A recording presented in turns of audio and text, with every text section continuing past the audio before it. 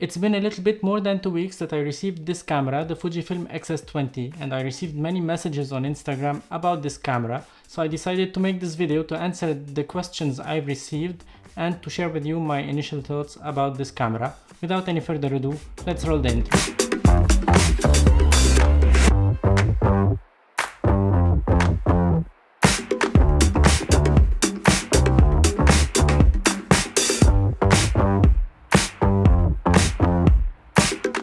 And welcome back to another video on my channel. I'm Photorabs. I do videos about photography, filmmaking, camera tech related reviews, unboxings, action cams and vlogging kits. If you're interested in these topics, I highly appreciate if you go subscribe to my channel. That's a massive help.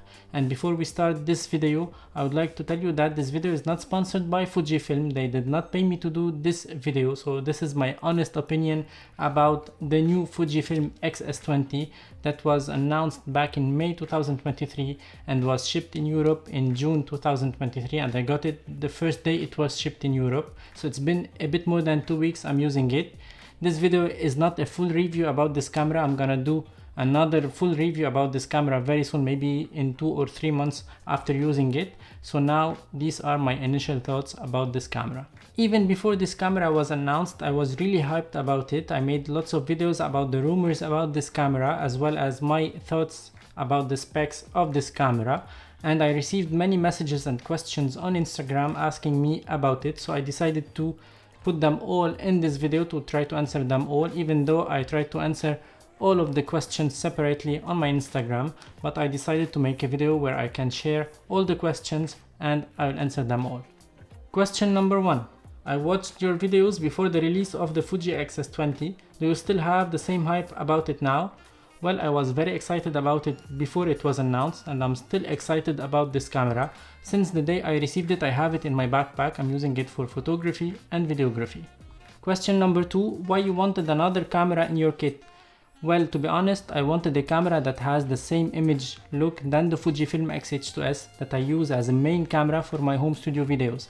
So I had the Sony ZV-E10 and I still have it, and it was always difficult for me to color correct the images, the footages on post and produce my videos quickly. So now I have something that I can rely on. I have the same image quality and the same colors coming out from these two sensors, so my post-production will be much easier and much faster. That's something that I really wanted. I wanted something that is light enough, compact enough so I can carry it with me all the time. I wanted something that has great autofocus, that has IBIS, and that has an EVF, so I can rely on as a hybrid shooter for photography and videography. Question number 3. Why you bought the Fujifilm XS20 while you have the Sony ZV-10 and you made lots of videos about this camera previously on your channel? Once again, to be honest, I wanted something that has IBIS, that is compact enough, that has reliable autofocus, suitable for hybrid shooting, for photography and videography thanks to the EVF. I wanted something that has the same color management than the Fujifilm X-H2S for my home studio videos. Even though I still like my Sony ZV-10, I still have it. I might consider changing it for the new A6700 probably. I'm not sure about it yet, but I'm liking a lot the Sony ZV-10. It's always in my backpack as well now, just like the Fujifilm XS20. I can use it in lots of scenarios. I can put it in the car, because this one is a bit heavier than the Sony ZV-10. So I still have the Sony ZV-10 and I really like using it. It's a very good camera. It has an amazing autofocus and I'm really loving it. It's very compact, very lightweight comparing to the Fujifilm XS20, which is also a lightweight camera comparing to the Fujifilm X-H2S. Question number 4. What's the most interesting thing in the XS20 for you till now? Well, this camera has lots of cool features. I don't know which one is more interesting than the other one, but I can say that the vlog mode is amazing on this camera. It's more user-friendly than the Sony cameras, than the Sony ZV-E10 that I have. So I'm really enjoying it. Even if it's made for beginners, it's almost all automatic on the vlogging mode, but it works perfectly. I didn't have any issues with it. And what I like also about this camera is the low power consumption. I can run with it for a day, for a full day without issues. The battery can last a lot. That's amazing on this camera. And the 5th generation of the processor is amazing because now we have great autofocus on this camera, much faster than any other Fujifilm cameras in the market. That's why I really love this one. Question number 5. What do you think about the 6.2K open gate on the Fujifilm XS20? Well, to be honest, I have this feature on my Fujifilm X-H2S and it's a very nice feature. I use it mainly when I don't know how I want to post-process my videos, whether horizontally or vertically, so I can rely on the open gate. And now I have it on the two cameras, on my A camera on the Fujifilm X-H2S and on this Fujifilm XS20 when I use it as a B cam for my home studio videos. So now I can use the open gate on both cameras and I can decide later on whether I want a vertical format for my videos or a horizontal one.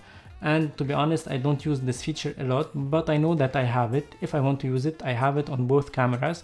That's always a plus. Question number 6. Do you think that the Fujifilm XS20 is better than your old X-T4? Well, you know that I really loved my Fujifilm X-T4. I really enjoyed it. I made lots of videos about it. If you watched my previous video, you will know that. This one, the XS20, shares the same sensor than the Fujifilm X-T4, so we have the same image quality, but in a smaller body, more compact and lightweight. And we have the new processor allowing for a better autofocus, more reliable autofocus and faster autofocus. That's something amazing on this camera. We have great preamps for the audio for this camera comparing to the X-T4. And the most important thing is that this camera is cheaper than the X-T4, so if it was released before the X-H2S, for example, I'm sure I would have bought two of them instead of the X-H2S. Question number 7. What are the downsides of this camera according to you? Well, this camera is not a perfect one. It has lots of downsides that I wish that Fujifilm will work on. For example, these dangling things here, I don't like them at all, to be honest. The joystick on the back side, I don't like it at all. It is not a weather sealed camera, even if I'm not the kind of creators that will go outside when it's raining to film and to vlog and to do some photography without covering the camera. But if the camera is weather sealed, it gives you a peace of mind, because when you live in France, you don't know when it will rain and when it will stop. So it's something good to have in your camera bodies. And it does not shoot in 4K 120 frames per second. I'm sure that Fujifilm will add this as a firmware update very soon on this camera, and I wish they will do it quickly. Even if you cannot shoot in 4K 120 frames per second for a long time, 2-3 minutes in 4K 120 frames per second is more than enough for me and for lots of other creators. Question number 8. What lens you are using to vlog or to do videos with this camera? Basically, I use the 23mm 1.4 from Viltrox that I have here when I'm using it as a B cam for my home studio. I'm really loving this lens on this camera. I have great image quality coming out from this combination. When I vlog, I use the 13mm from Viltrox f1.4. It's a great lens as well. I made a video about it. You can check it just here. I'll put the link in the description below. But recently I bought another lens, the 11 to 20mm 2.8 from Tamron for the Fuji X mount. I'm really excited about it to use it as a vlogging lens.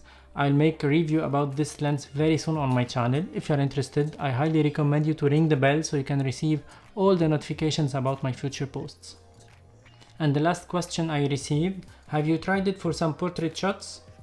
Of course, I tried it for portrait shots. I've used it with the Viltrox 75mm f1.2. I had some great images last week in Paris. I'll drop them on the screen so you can give me your thoughts about the shots with the Fujifilm XS20 and the Viltrox 75mm f1.2. Let me know your thoughts in the comment section below. That was it for today. Thumbs up if you liked this video. Subscribe to my channel if you haven't already done it. I highly recommend you to check the affiliate links in the description below. I have lots of promo codes on photography and videography products that I've talked about previously on my channel. You can get some great discounts and I can get some small commissions that helps the channel a lot. And by the way, now you can be a member and a supporter for my channel for less than the price of 1 coffee per month, less than 2 euros. You can be a supporter for my channel. That helps the channel to be always consistent on this platform. And thank you for watching. Ciao for now.